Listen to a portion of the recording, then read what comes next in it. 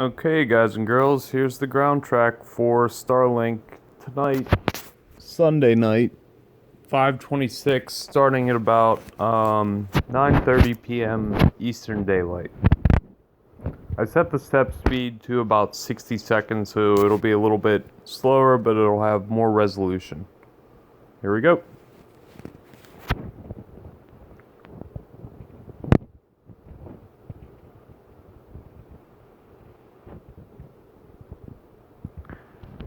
Take note of the azimuth and elevation in the very bottom of the screen.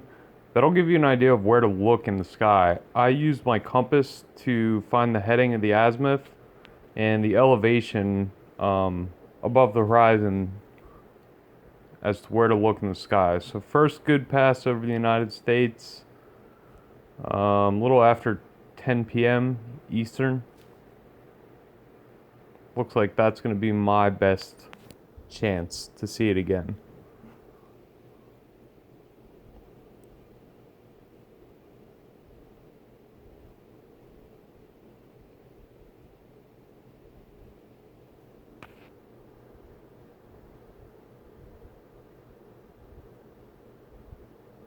France and Italy, 10:30 Eastern.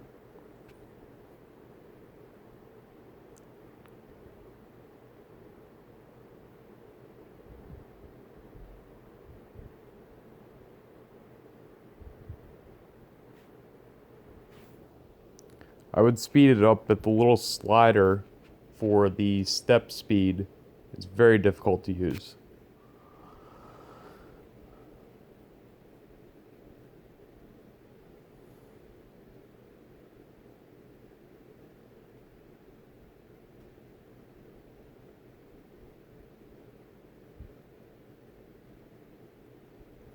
They are much darker than I thought they would be. I thought they would be brighter, but I was also in an area that had a lot of light pollution.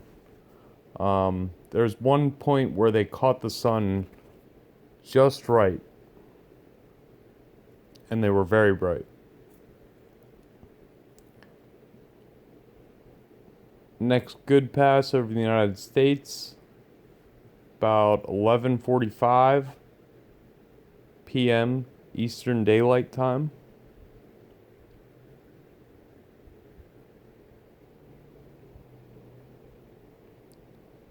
Looks like West Texas up through the Midwest and the Great Lakes region.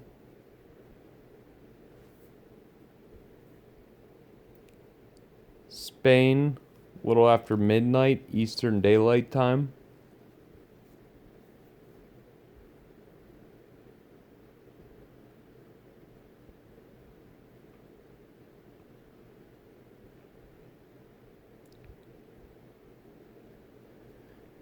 And theoretically, anytime you're in the green circle, you should be able to see it. I believe at the edges of the green circle, it will only be 20 degrees above the horizon. So you're not likely to see it. You're more likely to see it the closer you are to the center of the circle.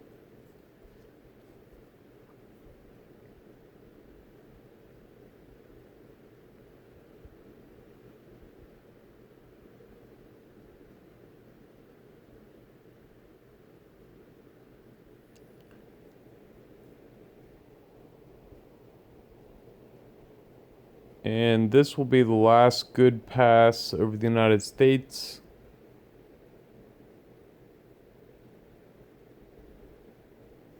About 1:20 a.m. Eastern Daylight Time.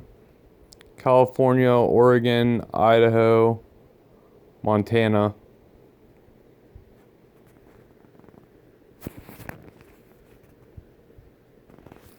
I also made another video that explains how to set up sat orbit to see this yourself. You need to manually input something called a two-line element into the app that describes the orbit. It's not just available in sat orbit.